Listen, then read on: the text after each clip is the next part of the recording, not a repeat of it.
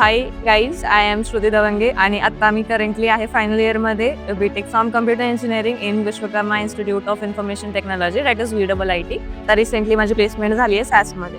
So कसं start केलं, काय काय गोष्टी करत गेली आणि इथपर्यंत कशी पोहोचली? सो टू बी ऑनेस्ट, मी काय 24 आवर्स कोडिंग करणाऱ्यातली नाही, you very well know. As a software engineer अशा काय गोष्टी ज्या आल्याचं पाहिजे? कारण कितीही AI येऊ द्या, कितीही टेक्नॉलॉजीज येऊ द्या, these are the things which are never going to So, change. तुझे किती लीड कोड प्रॉब्लेम तू सॉल्व्ह केली होती काम आणि करायचं म्हणून नका करू, ज्या गोष्टीत आपल्याला इंटरेस्ट आहे तीच गोष्ट देत करा. असेल की आता कारण- नेक्स्ट 6 मंथ्समध्ये मला जर समजा एखादी रिप्लेसमेंट किंवा इंटर्नशिप क्रॅक करायची, so how should I go with that?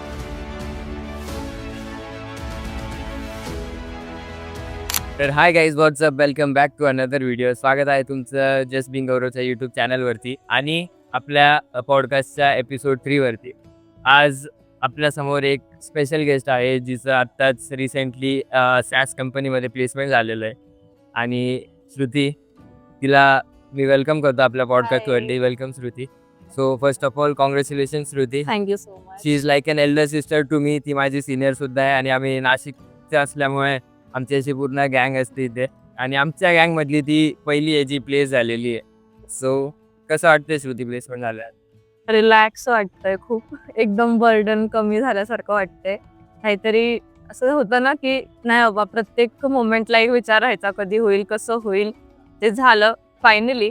So छान वाटतंय. त्या दिवसांचं स्ट्रगल शेवटी नंतर संपला तो आणि आता प्लेसमेंट लागली आहे. आपल्या ऑडियन्सला एक तुझ्याबद्दल इंट्रोडक्शन दे.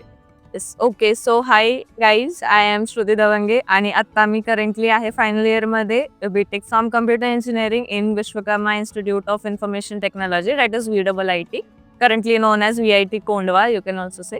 आणि आता रिसेंटली माझी प्लेसमेंट झाली आहे सॅसमध्ये. घरच्यांची रिॲक्शन कशी होती जेव्हा कळालं प्लेसमेंट लागली? घरच्यांची ॲक्च्युली झालं असं की जेव्हा इंटरव्ह्यू होता, मी काय कोणाला सांगितलेलंच नव्हतं की आहे वगैरे, घरी पण नव्हते बोलले.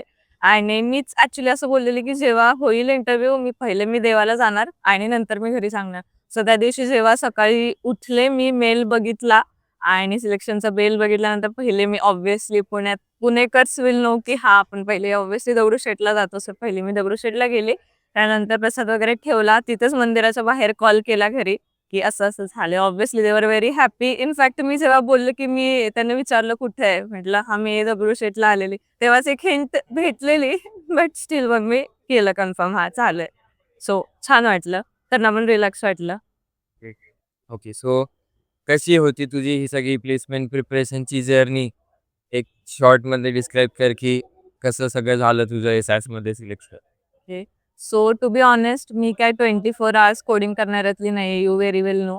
तर मी ते तर कधी जमलंय नाही, मी ते कधी केलंही नाही. पण हा एवढं होतं की कन्सिस्टन्सी होती आणि एक होतं की हा काहीतरी करायचं आहे आपल्याला. इनफॅक्ट मी डिसेंबरपर्यंत माझा अकॅडमिक मॉड्यूल असल्यामुळे मी ते अप्लाय नाही केलं. It was my first interview आणि तो फर्स्टच झाला क्रॅक देवाच्या कृपेने.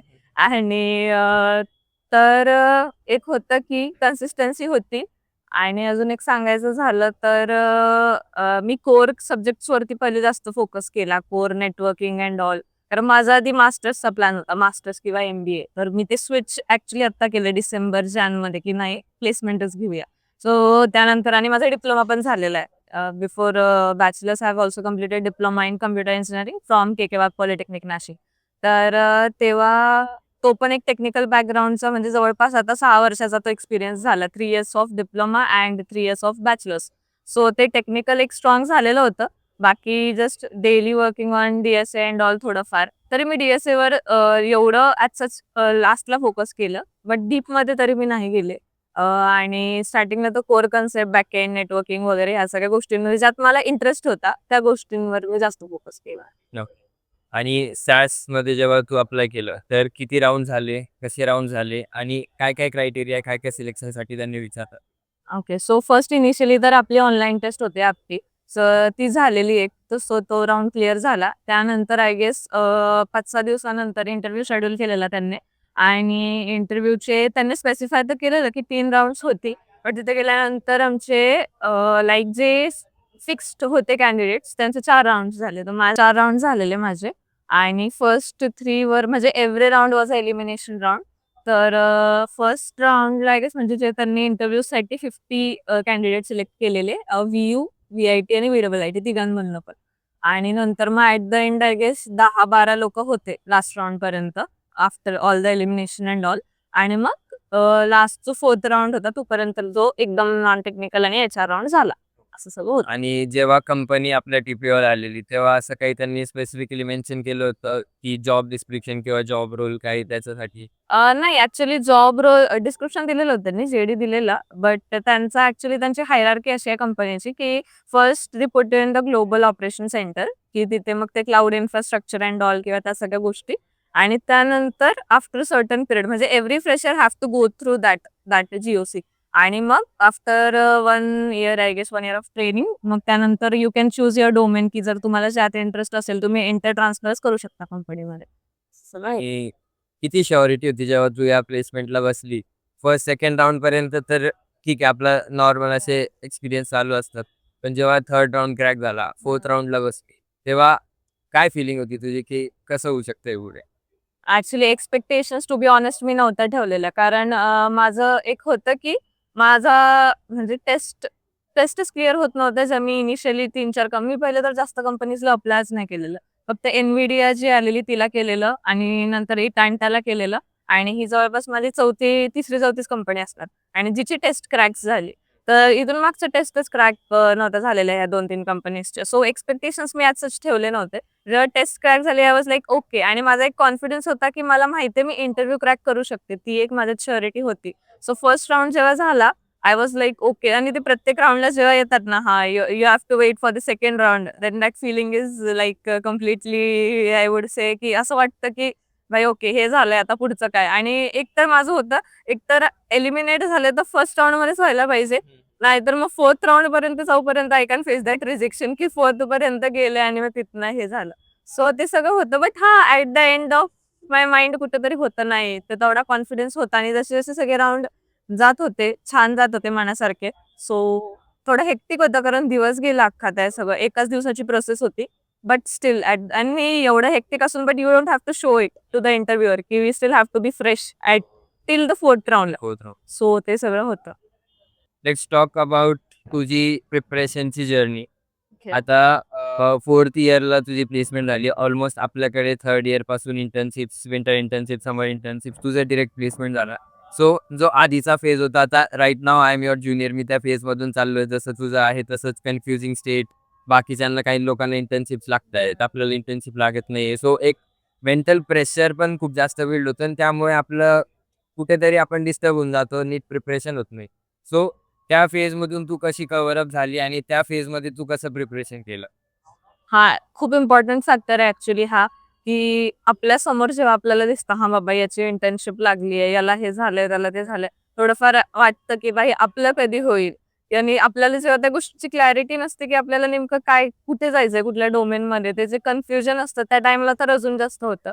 तर मी एकच सजेस्ट करेन, माझं जर सांगायचं झालं तर मी तर माझं मास्टर्स आणि MBA प्लॅन होता. सो मी तेव्हा तर त्याच्यात मी तर फार म्हणजे जानेवारीपासून मी प्रिपरेशनला लागली असं म्हटलं तरी चालेल.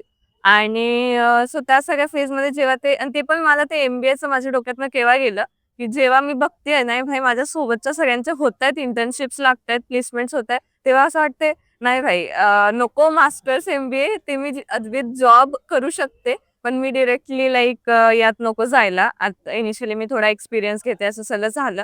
आणि तो जो घरच्यांचं पण सारखं हे की काय कसं चाललंय, तो पण एक तो 3rd इयरला पार्ट असतो. I can feel it completely. ते असतं प्रत्येक गोष्टीचं प्रेशर वगैरे कसं होईल, काय होईल. पण एक क्लॅरिटी जर असली ना आपल्याला की आपल्याला काय आणि सगळ्यात इम्पॉर्टंट म्हणजे काम करायचं म्हणून नका करू. ज्या गोष्टीत आपल्याला इंटरेस्ट आहे तीच गोष्ट करा. कारण आपण आत्ता इनिशियली म्हणतो नाही काहीतरी करू, कोडिंग वगैरे, मनाविरुद्ध बरेच लोक करतात. कोडिंग करायला मोस्ट ऑफ द लोकांना नाही आवडत. काहींना आवडतं, काहींना नाही आवडत.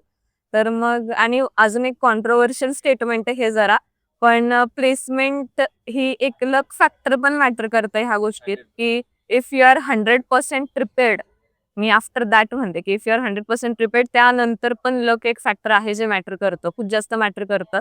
सो प्रिपरेशन ठेवा, कन्सिस्टन्सी ठेवा, तुमचं काय डोमेन आहे ते क्लिअर ठेवा, तुम्हाला कशात इंटरेस्ट आहे ते पहिले जाणून घ्या. कोर सब्जेक्ट्स तर आपल्याला करावेच लागतात आणि डोंट थिंक की मला सगळं आलं पाहिजे. हे त्याचा अजिबात विचारच करू नका की मला सगळं आलं पाहिजे. मग थोडं जरी आलं तरी चालेल. फक्त ते जे काही येतंय ते परफेक्ट ठेवा. त्याच्यानंतर प्रोजेक्ट्स वगैरे झालं. जे तुम्ही स्वतः केलंय तेच रेझ्युमेमध्ये टाका. उगाच काहीतरी टाकायचं म्हणून ते एक्सपेक्टच नाही करत कंपनी की तुम्हाला काहीतरी जगावेगळं यावं किंवा काय. त्यांना जस्ट एक लर्निंग कॅन्डिडेट हवा असतो. सो आणि असं पण मी ऐकलंय की जे आपल्या रेझ्युमेत असतं त्यानुसार आपण आपलाच इंटरव्ह्यू पण स्ट्रक्चर करतो आपलाच इंटरव्ह्यू जे Exactly. तू तुझ्या याच्यात दिलेलं असेल तेच तुला विचारलं जातं. सो हे कितपत फॅक्ट आहे, कितपत खरं आहे? नाही, हे एक्झॅक्टली हा 100% ट्रू फॅक्ट आहे. कारण माझा second round completely resume based होता. माझ्या रेझ्युमे मधला लिटरली असा शब्दन-शब्द मला विचारला गेलेला. शब्दन-शब्द. एकही शब्द सोडला नव्हता. लिटरली माझं होम टाउन सुद्धा त्यांनी हायलाइट करून विचारलेलं. From technical to non technical everything they have asked me. So रेझ्युमेमध्ये आपण काय टाकतोय हे खूप विचारपूर्वक टाका. जे प्रोजेक्ट्स तुम्ही बिल्ड केले आहेत ॲक्चुअली तर छोट्यातला छोटा का प्रोजेक्ट असेल ना, पण तो तुम्ही बनवलेला पाहिजे. त्यातनं आपण शिकतो पण. भले तुम्ही ChatGPTची हेल्प घ्या, बघून करा, काहीही करा. फक्त तुमच्या हाताखालून ती गोष्ट गेली पाहिजे. तुमच्या डोळ्याखालून ती गोष्ट गेली पाहिजे, की हां, हे मी केलंय. आणि तेच ते चेक करता. त्यांना जस्ट हे असतं, की भाई हा तुम्हीच केलंय ना. सो प्रत्येक गोष्ट ते प्रोजेक्ट झालं, आपण सर्टिफिकेशन्स एंड ऑल टाकतो. तर फक्त सर्टिफिकेशन झालंय म्हणून ते टाकू नका. त्यातलं जर काही येत असेल तरच ते टाका. उगाच रेझ्युमे भरवायचा म्हणून तो भरवण्यात काहीच अर्थ नाहीये. सो ज्या गोष्टी आपल्याला येतायत, ज्या गोष्टी आपल्याला ॲक्चुअलमध्ये माहिती आहेत, त्याच रेझ्युमेमध्ये टाका. कारण हो, हा फॅक्ट आहे, की रेझ्युमे आपण आपला जो आहे स्वतःचा, तोच आपला इंटरव्ह्यू होतो, जो आपण रेझ्युमेमध्ये टाकतो. जसं तू सांगितलं की तू ह्या जानेवारीपासून प्लेसमेंटचं ॲक्च्युअल प्रिपरेशन चालू केलं होतं. सो कसं स्टार्ट केलं? काय-काय गोष्टी करत गेली आणि इथपर्यंत कशी पोहोचली? सो टू बी ऑनेस्ट मी डिप्लोमापर्यंत खूप कन्सिस्टंटली कोडिंग वगैरे सगळं करत होते आणि I passed out as student of the year, topper of my diploma year. So त्या टायमिंगला तो एक कॉन्फिडन्स आलेला. बट जेव्हा मी इथे आली VITला तोपर्यंत कॉलेजला तिथे फार स्ट्रिक्ट होतं ॲक्च्युअली कोडिंग्स वगैरे सगळं लॅब्स अँड ऑल सगळ्या गोष्टी व्हायच्या. सो तेव्हा ऑटोमॅटिक सगळ्या गोष्टी होत होत्या रोज. पण इथं आल्यानंतर खूप गोष्टी रिलॅक्स झाल्या. ऑब्व्हियसली थोडंफार चिल होत्या गोष्टी. सो एवढं कोडिंगवरनं जर हात उठला. विषय असा होता येत सगळं होतं, पण एक रिव्हिजनची गरज होती, जी भेटतच नव्हती. म्हणजे रिव्हिजनला काही चान्सच येत नव्हता, की बघू, होईल, करू असं होत होतं. बट जानेवारीला जेव्हा एक असं एक नाही का हिट होतं ना माणसाला, मग ते तेव्हा झालं आणि मग ऑटोमॅटिकली जेव्हा आणि एक रिजेक्शन पाहिजे आयुष्यात ॲक्चुअली, की जेव्हा मला इटांटाचा माझा फर्स्ट आय गेस इंटरव्ह्यू नव्हता, तो जस्ट टेस्ट मी क्लिअर झालेली आणि त्यांनी तिथे काहीतरी लॉजिकलचं समथिंग घेतलेलं. तर त्या लॉजिकल रिझनिंगमध्ये ते रिटर्न घेतलेलं. तर ते काहीतरी आय गेस कमी त्यांनी टाईमनुसार घेतलं कोणाचं काय होतंय वगैरे. तर तो एक रिजेक्शन होता. That was my first rejection. First and last thankfully. आणि तेव्हा मला थोडंसं हिट झालं, की मला असं झालं, की भाई मला येत होतं सगळं आणि तरी मी कुठे कमी पडले. मग तेव्हा जेव्हा ती गोष्ट हिट होते ना माणसाला, मग तेव्हा असं वाटतं नाही, नाही we have to learn. We should not stop learning. So त्या पॉइंटला अजून जास्त शिकायची इच्छा होते का नाही आपल्याला काय नाही येते, आपण कुठे कमी पडतोय. आणि मग तेव्हापासून मी थोडीशी शांत झालेली, की नाही तेव्हा जास्त तुम्हाला माहितीच ऑब्व्हियसली तुमच्यासोबत होते कंटिन्यू. तर मग ते थोडंफार नाही का, थोडं सिरियसनेस आला एक, की नाही काहीतरी करूया, सिरियसली करूया. सो मग तेव्हापासून प्रिपरेशन स्टार्ट केलं आणि फक्त जेव्हा मी प्रिपरेशन स्टार्ट केलं, तेव्हा मला ही गोष्ट रिअलाईज झाली, की मला जस्ट एक रिव्हिजनची गरज होती. आता मला सगळं आहे, फक्त एक रिव्हिजन पाहिजे. सो मग परत लीड कोड वगैरे स्टार्ट केलं. परत ते सगळ्या मग ते आणि जेव्हा गोष्टी जमतात ना, तेव्हा आपल्याला इंटरेस्ट पण येतो त्या करायला. जेव्हा काही चुकीचं होतं मग असं वाटतं नाही सोडून द्या. मग ते जेव्हा होत गेलं चांगलं-चांगलं मग ठीक आहे इंटरेस्ट पण आला. ओके करूया, करूया करत-करत मग बाकी सगळ्या गोष्टी झाल्या. Git झालं, GitHub वगैरे सगळ्या गोष्टी परत करत गेले आणि मग त्या सगळ्या त्याच ज्या आल्या, ज्या मी स्वतः केल्या, त्या मी रिझ्युमेमध्ये टाकल्या आणि ज्या माझ्या रिझ्युमेमध्ये होत्या, ज्या मला येत नव्हत्या त्याही मी शिकले, की त्या उगाच आउट ऑफ जर बॉक्स काही क्वेश्चन विचारला तर ते असं नको व्हायला. सो ते पण नंतर शिकून घेतलं. मी 100% प्रिपेअर्ड होते माझा रिझ्युमे बेस्ड पण आणि about the job role as वेल.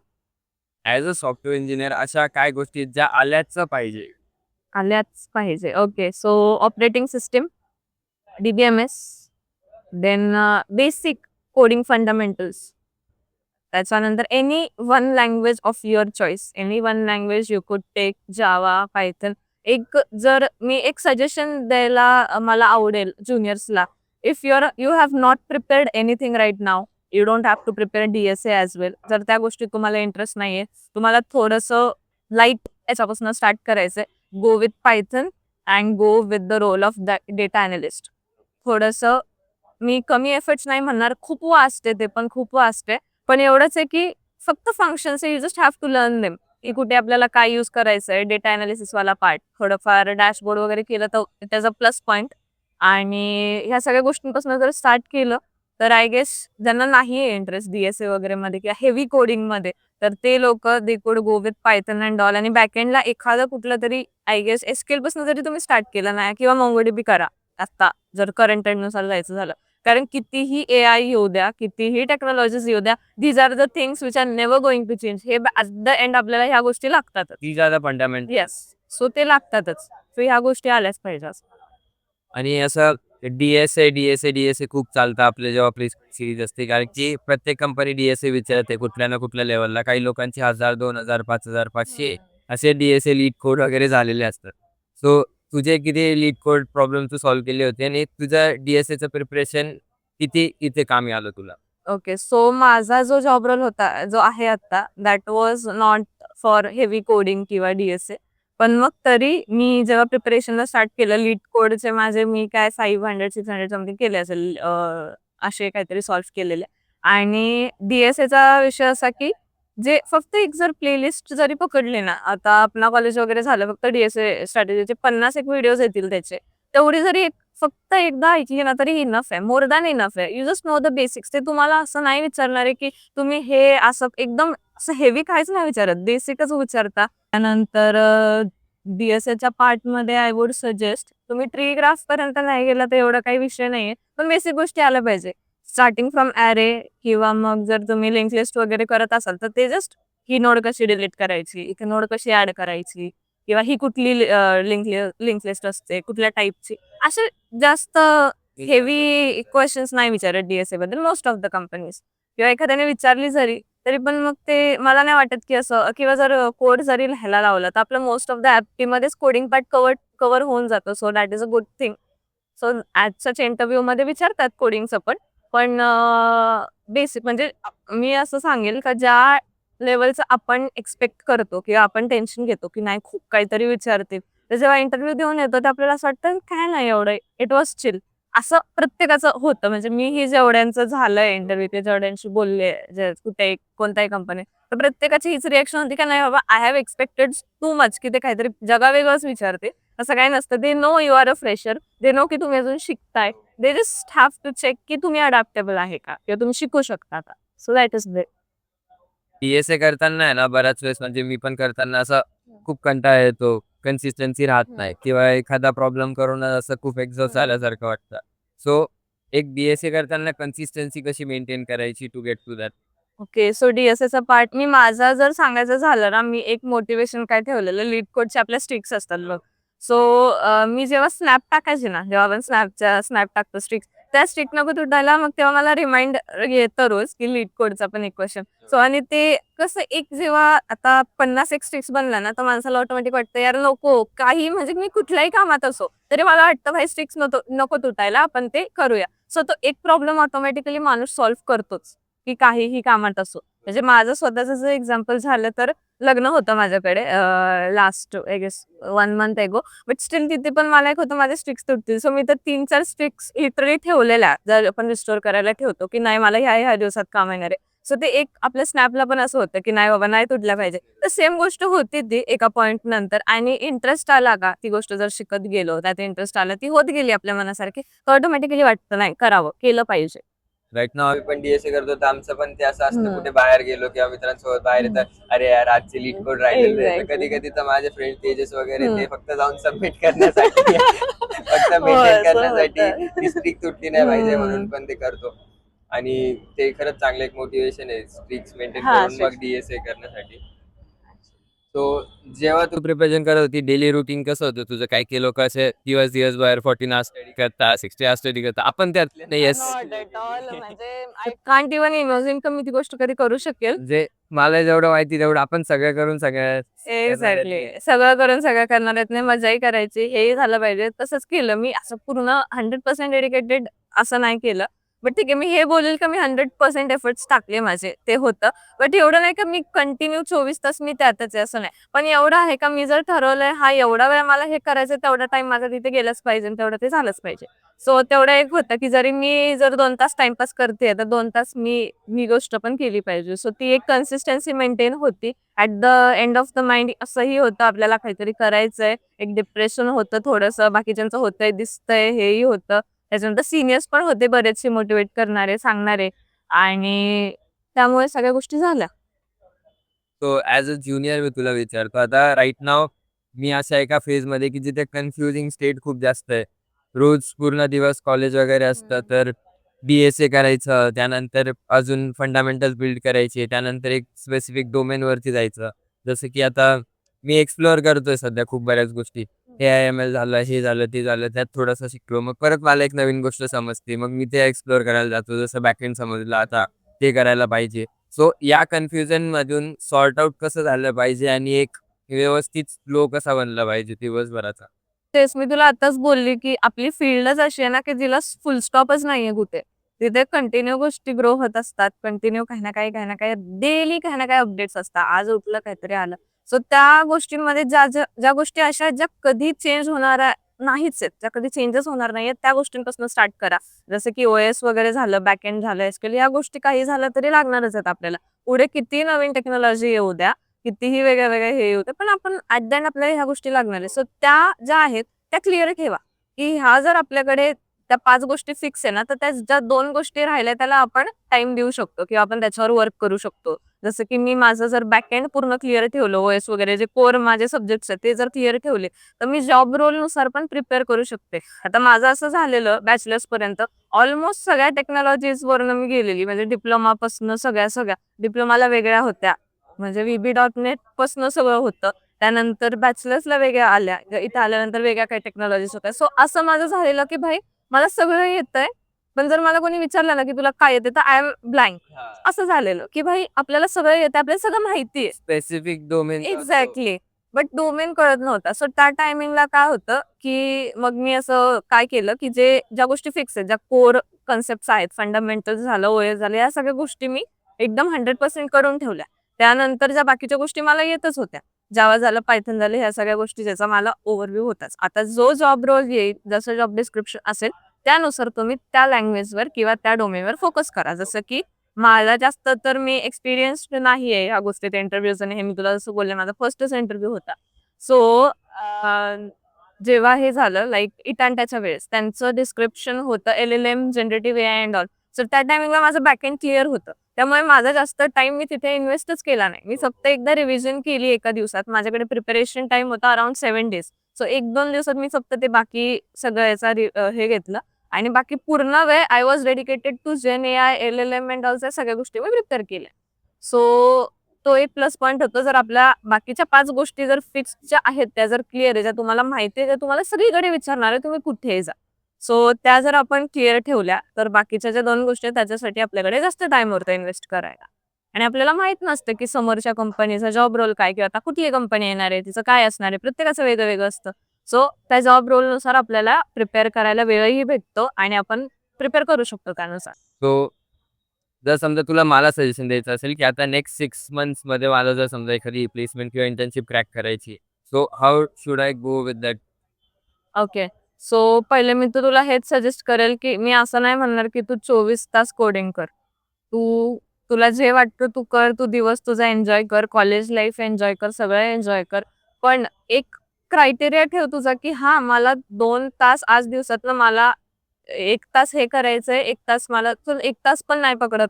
अर्धा तास मला कोर कन्सेप्ट्स क्लिअर करायचंय. अर्ध्या तासात मी BSAचा प्रॉब्लेम सॉल्व्ह करणार आहे. आणि अर्ध्या तासात मी बाकी काय झालं जसं की नवीन काय टेक्नॉलॉजीज आल्या त्या सगळ्या गोष्टी मी एक्सप्लोअर करणार. असं करून तू काय हार्डली 2 तास, मी जास्त काही नाही इनिशियली मी कमीच हे करते. तर असं जरी स्टार्ट केलं इनिशियली तू ते ग्रो करत जा टाइम थोडासा आता 2 एक्झॅक्टली आणि ऑटोमॅटिकली येतो इंटरेस्ट. हां, बट एक पॉइंट असा पण येतो की आपल्याला वाटतं बास आता नको, आता नाही करायचं मला, नाही होते माझ्याकडनं किंवा खूप झालं किंवा नाही का काहीच होत नाहीये. कारण आणि तो फॅक्टर केव्हा येतो जेव्हा आपल्याला लक जेव्हा आपल्या सोबत नसतं. की भाई मी सगळं करतोय पण तरी माझ्याकडनं काही होत नाहीये का मी सगळं ट्राय करतोय. बट तेव्हा मी एकच सजेशन देईल की नाही, everything happens for a reason, you just have to wait for the right time.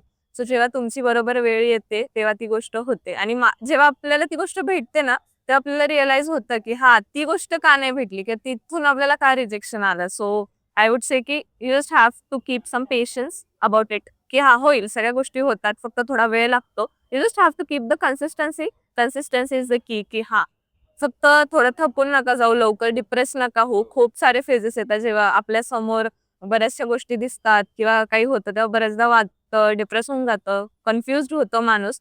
But तेव्हा भरपूर लोक असतात आपल्या जवळचे, फ्रेंड्स झालं, सिनियर झालं, आम्ही आहोत, सगळे आहोत. कोणाची हेल्प घ्या, बोला त्यांच्याशी, काही करा. फक्त असं निगेटिव्ह फेज मध्ये नका जाऊ. त्याने काय होतं, जेवढं आपण प्रिपेअर केलेलं असतं ना तेवढा आपण रिव्हर्स मध्ये जातो. सो तिथे नका जाऊ. त्या पॉइंटला थोडेसं स्वतःला टाइम द्या, रिफ्रेश व्हा 2-3 दिवस आणि परत you have to start a new day again. So so apart from coding तू प्रोजेक्ट्स वगैरे कसे केलेले जे तुझ्या रेझ्युमेत लिस्ट केलं होतं? कारण की आपण असा तू वेगवेगळे डोमेन एक्सप्लोर केले होते. एका डोमेनला तू स्टिक टू नव्हती. So as per your resume तू कशी त्यांना अपडेट करत गेली आणि काय बेसिक प्रोजेक्ट्स तू केले होते जे तुला हेल्प केलं या प्लेसमेंटला फेस होण्यासाठी?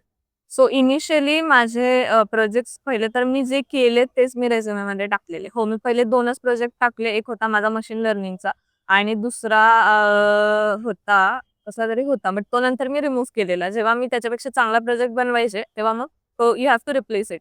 आणि also according to the job role. पहिले तर कुठल्याही कंपनीचा हे आल्यानंतर, जेडी आल्यानंतर just completely go through it.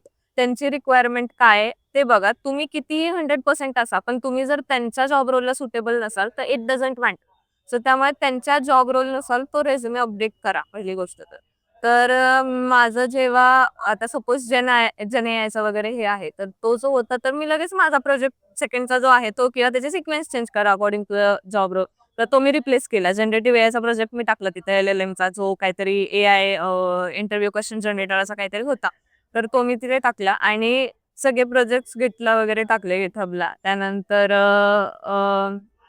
जे प्रोजेक्ट्स मी स्वतः बनवलेत, जे प्रोजेक्ट्स मला माहिती आहे यात काय यात मी काय यूज केलेलं तेच मी रेझ्युमेमध्ये आधी नव्हते टाकले एक्सेप्ट की जेव्हा मी कॅज्युअल होते तेव्हा असंच ठीक आहे. बट जेव्हा मी ॲक्चुअल इंटरव्ह्यू द्यायला लागले, जेव्हा मी अप्लाय करायला लागले, तेव्हा मी लगेच म्हणजे immediately I have updated the resume आणि जे मी केलंय तेच मी टाकलं आणि तसंच प्रिपेअर केलं. सो अकॉर्डिंग टू इट जर कुठलाही क्रॉस क्वेश्चन विचारला आपल्याला तरी you are not going to fumble there. आपल्याला माहित असतं की आपण काय केलंय. सो आपण कसंही ते सांगू शकतो.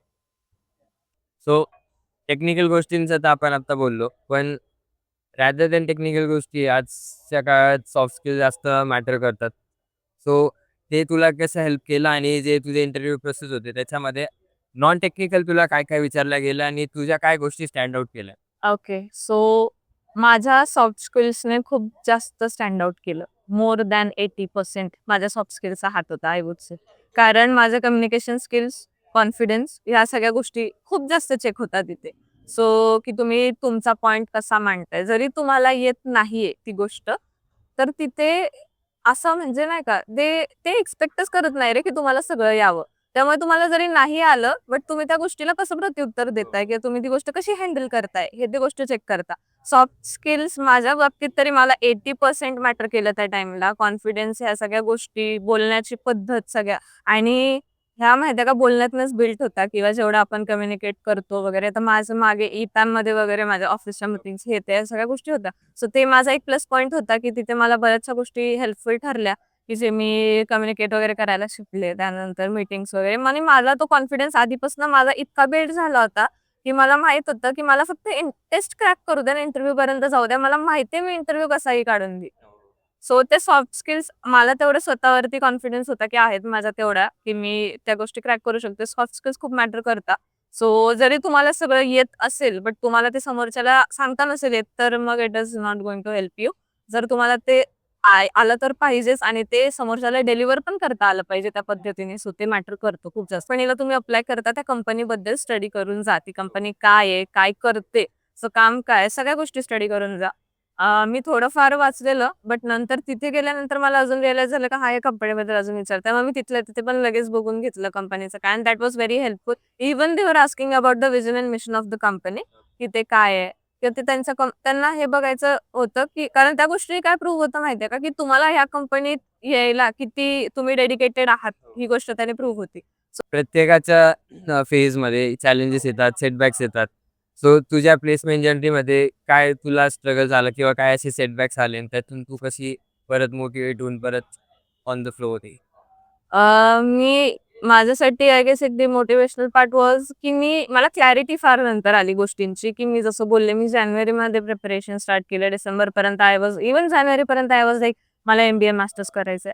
सो जे प्लेसमेंट घ्यायची ही क्लॅरिटीच मुळात मला फार लेट आली. That I would say that would be a minus point in my thing. आणि त्या गोष्टीवरनं मग मी झाले होते 2-3 दिवस मी फार डिस्टर्ब होते की कसं होईल, काय होईल कारण सोबतच्या सगळ्या लोकांचं दिसतंय, होतंय. सो थोडंफार डिमोटिवेट होतं माणूस बट नाही घरच्यांशी बोलले ते एकदा मी फार बर्स्ट आउट झाले घरी पण की काय होईल कसं होईल अँड ऑल बट नाही ते असतात नेहमी असतात घरचे कोणी असो नसो सगळे असतात फ्रेंड्स असतात family is always there for you. So त्यांच्याशी बोलल्यानंतर थोडंसं मला ओके देवर लाईक की तुझं तू कर नको करू तू तुझा हॅपीनेस बघ that is important to us की तू प्लेसमेंट घे नको घेऊ. मग तेव्हा अजून हेट होते त्या गोष्टी की भाई नाही हे आपल्यासाठी एवढं हे करतायत. तर मग त्या टायमिंगला 2-3 दिवसात मी स्वतःच त्यातनं बाहेर आले की नाही I have to do it.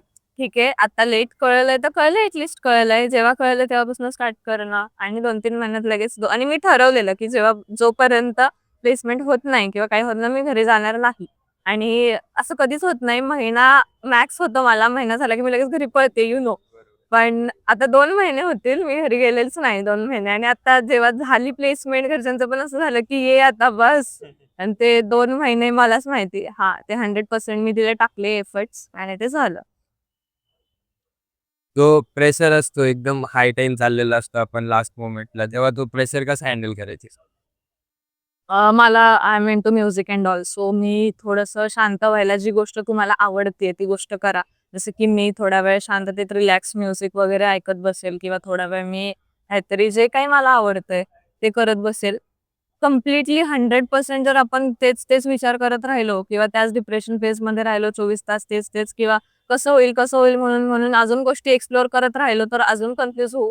त्यापेक्षा थोडासा स्वतःला टाइम द्या आणि ऑटोमॅटिक क्लॅरिटी येते जेव्हा आपण थोडा वेळ स्वतःसोबत स्पेंड करतो ना तेव्हा गोष्टी ऑटोमॅटिक क्लिअर होतात की आपल्याला काय करायचंय. That is okay, so let's talk about your social life. जसे की बऱ्याच सोशल म्हणजे आपण खूप जास्त सोशलाइज असतो. कॉलेजच्या इव्हेंट्समध्ये पण तू सगळं कोऑर्डिनेट करते. बाकी तू सगळं एक्सप्लोर वगैरे करते. फ्रेंड सर्कल पण आपला बराच चांगला आहे. सो त्या गोष्टी ह्या गोष्टींसाठी हेल्प करतात का? करतात. म्हणजे जेव्हा आपण एका पॉइंटला थकून जातो ना, की नको आता बास झालं. मग तेव्हा जे की कुठे जायचं? त्या पॉइंटला आपण फ्रेंड्स, फॅमिली इथेच जातो. आणि माझं पण केसमध्ये तेच होतं, की मी उलटं जेव्हा जास्त वेळ मी एन्जॉय करायचे आणि जेव्हा माझा मूड चांगला राहील, मी हॅपी आहे, मी फ्रेश आहे, मग मी उलटं चांगल्या अजून जास्त त्यात टाकेल. जे काही मी करते, जे काही मी प्रिपरेशन करते. जेव्हा मी खुश असेल ना, तेव्हा ते प्रिपरेशन अजून चांगलं होईल.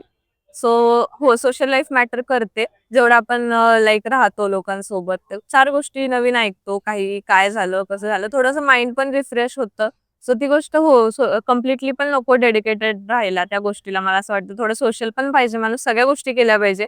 जसं की तू बोललास मी म्युझिक वगैरे सगळ्या गोष्टी केल्या. कॉलेजमध्ये पण एन्जॉय थोडंफार, फ्रेंड्स पण, सोशल लाईफ पण ठेवा. पण at the end of the day you have to remember की आपल्याला काय करायचंय आणि आपण ती गोष्ट दिवसभरात कुठेतरी केलीच पाहिजे. सो तो एक फॅक्टर फक्त डोक्यात ठेव आणि यू हॅव टू मूव्ह. आणि प्लेसमेंट प्रिपरेशनच्या वेळेस रिसोर्सेसचा खूप जास्त प्रॉब्लेम होतो. कारण की आपण YouTube हे ते इकडचे कोर्सेस, तिकडचे कोर्सेस. सो तू काय सजेस्ट करशील की from where we have to get prepared for the placement? Okay. So कुठलंही चॅनल घ्या. फक्त ज्याच्यापासून सुरुवात करतायत त्याच्यापासूनच एंड करा. कारण आपण जेव्हा करत असतो स्टडी, आपण खूप एक्सप्लोरेशनला जातो आणि ते एक्सप्लोर करता माणूस कन्फ्यूज होऊन जातं. हे करू की ते करू की ते करू? एक्सप्लोर करा, पण जेव्हा हातात घेतलेली गोष्ट तुमची कंप्लीट होईल त्यानंतरच गोष्टी एक्सप्लोर करा. नाहीतर मग काय होतं हेही होत नाही, तेही होत नाही. त्यामुळे जर आता for example Apna college is a good platform. Even you can take gigs for गिग्सचं पण एक कोडिंगचं पूर्ण एक सेपरेट पार्ट आहे. ते जर तुम्ही स्टार्ट केलं, कुठल्याही रिसोर्स पासून स्टार्ट करा. फक्त केल्यानंतर त्याच्या एंड पर्यंत जा. अर्धवटी गोष्ट सोडू नका की ही आली आणि in between if you someone suggested की अरे ये मत कर, ये कर. नाही. ऑलमोस्ट सगळे रिसोर्सेस सेमच असतात बऱ्यापैकी. कोर जे आहे ते सेमच असतं. सो कुठलंही करायला गेलं तरी ते फक्त कम्प्लीट करा ऍट द एंड, एवढंच सांगेन. तो खूप छान वाटलं श्रुती तुझ्याशी बोलून आणि वन्स अगेन कॉंग्रॅच्युलेशन्स. जे काही तू आत्ता आम्हाला सांगितलं ते ॲज अ ज्युनियर म्हणून मलाही खूप हेल्पफुल होतं आणि आपले जे व्ह्युअर्स आहेत ते खूप क्युरियस होते. मला खूप लोकांनी मेसेज केला की तिचं कसं झालं, आम्हाला एकदा गाईड कर.